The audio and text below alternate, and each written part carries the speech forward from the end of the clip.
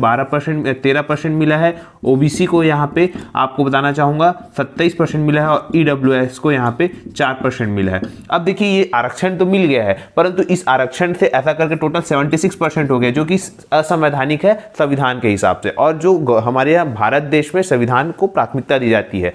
इसी वजह से क्या हो गया, आज जो रविंद्र चौबे जी ने बहुत बड़ा बयान दिया है, हम आपको बताएंगे कि भर्तियों पर क्या खेल होता है। देखिएगा भर्तियों पर अगर मैं बताऊं तो देखिए ये 76% जो है ये आरक्षण है।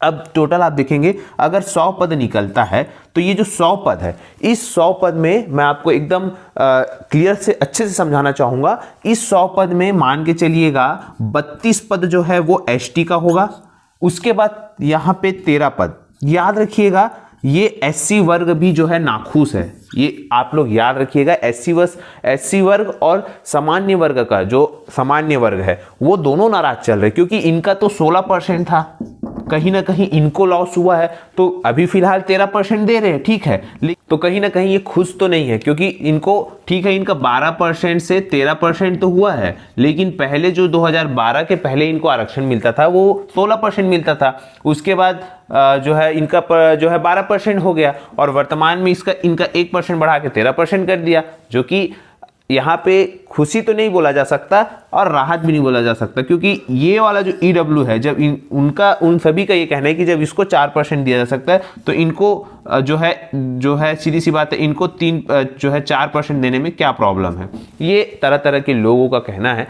जाहिर सी बात है जब कोई जाति का 16% आरक्षण हो जाता है और वो घट के 12% हो जाता है तो यहाँ पे गुस्सा होना स्वाभाविक है। फिलहाल मैं आपको आरक्षण का खेल समझा रहा हूँ। देखिएगा यहाँ पे 13 जो है पोस्ट, 100 पोस्ट में 32 पोस्ट एसटी का, 13 पोस्ट एससी का, इसके बाद बचा तो ये हो गया ओबीसी का 27%। ओबीसी के बाद याद रखिएगा अब बचा आपका सामान्य वर्ग, मतलब ये देखिएगा ये अगर आप देखेंगे ये आरक्षण ये जो टोटल हो जाता है 72%, ठीक है। अब ये 72% हो गया, इसके बाद जो बचा कितना हमारे पास 28%, याद रखिएगा। तो ये 28% जो है किनके लिए है, इस 28% में यहां पे 4%, मतलब 28 जो पोस्ट है, याद रखिएगा हो गया, मतलब ये 72 सीट है टोटल। अगर हम बात करें टोटल 72 सीट यहाँ पे बुक हो गई। अब बची कितनी सीट, ये बची 28 सीट, है ना। 28 सीट का 4% ईडब्ल्यूएस के लिए, तो 28 पोस्ट है सामान्य वर्ग वालों के लिए। अब इस 28 पोस्ट में कितना 4% मतलब लगभग 2 सीट, तो ये जो 2 सीट है वो किसके लिए रहेगा, ईडब्ल्यूएस के लिए। अब बचा कितना 26 सीट, ठीक है, ये 26 सीट। अब देखिए अब खेल समझिए, ये 26 सीट जो है सामान्य वर्ग, मतलब सामान्य वर्ग मतलब ऐसा नहीं कि इसमें सिर्फ सामान्य वर्ग आ सकते, इसमें ये सभी लोग उसमें वो 26 में भी जा सकते। मतलब अगर बात करें एसटी को 32 + 26 मिल रहा है, एससी को 13 + 26 मिल रहा है, और ओबीसी को 27 + 26 मिल रहा है। मतलब ये सभी जो समुदाय है, ये जो ईडब्ल्यूएस भी जा सकता है, ये जो सभी समुदाय है वो इस 26 सीट में भी भर्ती का जो है जिम्मा रखते हैं और उनका ये मान्य रहता है। लेकिन ये जो इस 26 सीट में जो सामान्य वर्ग का व्यक्ति है वो इधर नहीं आ सकता, इधर किसी भी कैटेगरी में उनका चयन नहीं होगा, लेकिन इनका जो है उधर चयन हो सकता है। मतलब इनको देखा जाए तो 26 और 32 अगर हम बात करें तो सीधी सी बात है 58% तो अकेले एसटी को है मिल रहा है। 58 सीट बोल रहा हूं मैं, 58 सीट जो है अगर कोई भर्ती 100 पद के लिए निकलती है तो उसमें 58 सीट एसटी को उनमें मतलब एक उनको मौका रहता है 58 सीट। उसी प्रकार से एससी को भी जो है मौका रहता है लगभग आपका 39 सीट का, और ओबीसी को भी लगभग अगर हम बात करें 53 सीट लगभग यहाँ पे ओबीसी की रहती है। तो ये जो 53 सीट ओबीसी की रहती है, मतलब 53 सीट में ये कंपटीशन कर सकते हैं। तो ये रही बात आपके आरक्षण के खेल की, किस प्रकार से देखिएगा यहाँ पे आरक्षण जब कोई 100 पद निकलता है तो उस 100 पद में कितनी ज्यादा अपॉर्चुनिटी रहती है एसटी वर्ग वालों को, एससी वर्ग वालों को, ओबीसी वर्ग वालों को। वो अपने कोटे में तो सीट लेते ही है, साथ में जो सामान्य वर्ग की जो ये सीट है इसमें भी वो अपना हिस्सा ले लेते हैं। तो कहीं ना कहीं ये जो खासा नुकसान जो है सामान्य वर्ग वालों को पड़ा है, जो सिर्फ और सिर्फ ये 26 सीट के लिए लड़ेंगे। अगर सामान्य वर्ग का बताऊं तो ये सिर्फ 26 सीट उनका है। ये अगर 100 पद निकलता है तब के केस में बोल रहा हूं, 124 सीट लगभग उन्हीं की है, लगभग। 26 से 24 सीट उन्हीं की है।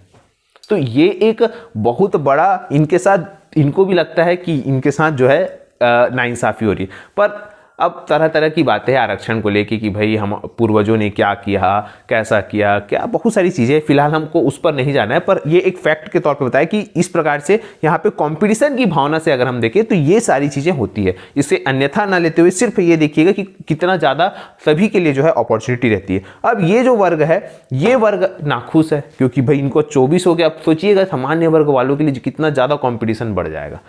और रही बात, इनको भी कोई बड़े 1000 पद, 1500 पद, 2000 पद आएंगे तो कहीं ना कहीं इनमें ज़्यादा सीटें रहेगी। तो पर्टिकुलर जब कंपटीशन रहेगा तो ओबीसी का ओबीसी कोटे के लिए रहेगा। अगर वो टॉप में आ जाता है तो भले फिर वो सामान्य वर्ग की सीट में ले लेगा। तो इस प्रकार से ये आरक्षण का खेल रहता है। लेकिन हाँ, यहाँ पे भाई दिक्कत तो है क्योंकि दिक्कतों का सामना करना पड़ रहा है। और ये जो है इसी वजह से लोग जो है कोर्ट जाने के उसमें है कि कोर्ट जाएंगे 24% को लेके।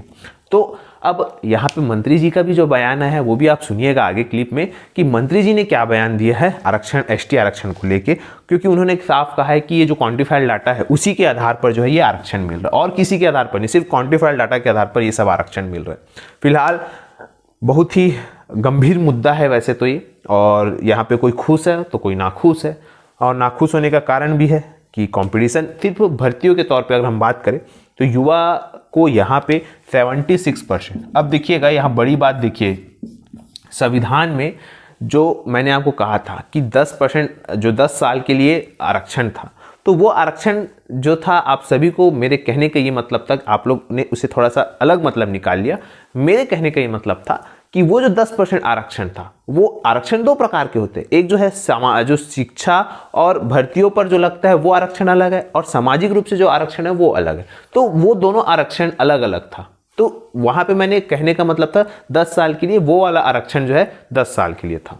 अब बात करें ये जो 76% आरक्षण है, यहाँ पे संविधान में क्लियर उल्लेखित है 1992 के इंदिरा बनामी संघ भारत संघ में जो कोर्ट केस हुआ था उसमें बताया कि भैया 50% से ज़्यादा नहीं होना है। ठीक है, अब आप कोई भी डाटा ला के रख दीजिए। अब लोग बोलते हैं कि 69% वो तमिलनाडु वाला, तो तमिलनाडु का राज्य की मैं बात करूं तो ये जो जब वहाँ शुरू से आरक्षण है, मतलब ये उसके इतिहास में ही आरक्षण है, वहाँ बहुत ज़्यादा ही है वहाँ, तो वो एक अपवाद राज्य है। हर चीज़ में एक अपवाद होता है, तो ये भी एक अपवाद राज्य है।